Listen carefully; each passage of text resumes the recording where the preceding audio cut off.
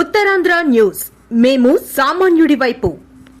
డ్రైవర్లు సంక్షేమ board సాధనకై పోరాడండి.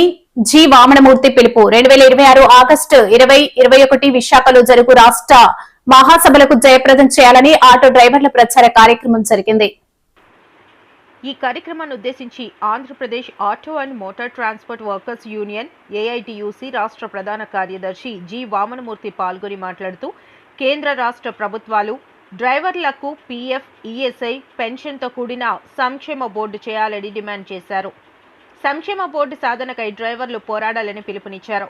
2026 August 2021 విశాఖలో జరుగు రాష్ట్ర 4వ మహాసభలను జయప్రదం చేయాలని కోరారు.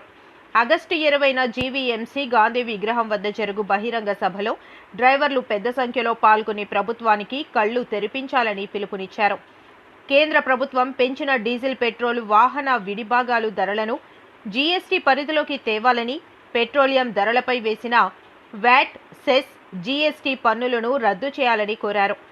రాష్ట్ర ప్రభుత్వం డ్రైవర్లకు 2026 వాహన మిత్ర వెంటనే ఇవ్వాలని, జరిమానాలు పెంచే జీవో నెంబర్ 21, 31 రద్దు చేయాలని, వ్యానులు, కార్లు, జీపులపై పెంచిన road tax, third party insurance, toll plaza, green ట్యాక్స్లను రద్దు చేసి డ్రైవర్లకు జీవనోపాధి కల్పించాలని కోరారు.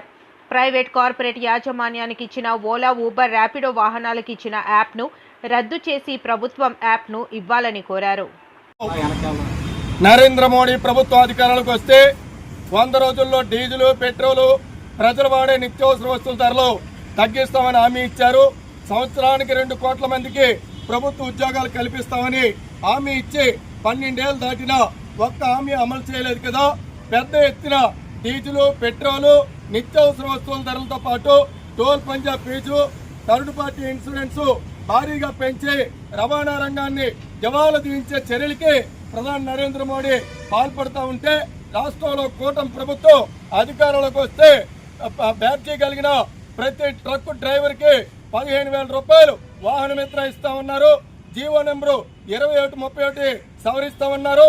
డ్రైవర్లకి సంక్షేమ బోర్డు చేస్తామని హామీ ఇచ్చి 2 ఏళ్లు దాటిన చంద్రబాబు నాయుడు గారు కూటమి ప్రభుత్వం పలకట్లేదు.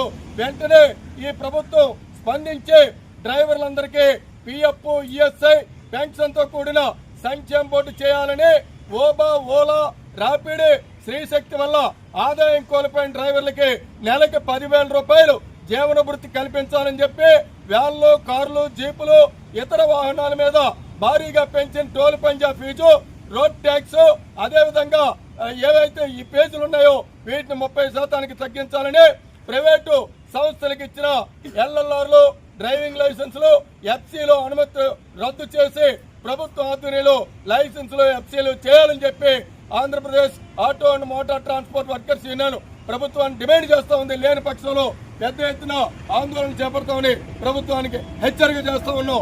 ఆగస్టు 2021 విశాఖలో జరిగేటువంటి రాష్ట్ర 4వ మహాసభల్లో కార్మికులు పెద్ద సంఖ్యలో పాల్గొని జయప్రదం చేయాలని చెప్పి కోరుతా ఉన్నాం. డ్రైవర్ల ఐక్యత వర్ధిల్లాలి. రాష్ట్ర 4వ మహాసభలు జయప్రదం చేయండి.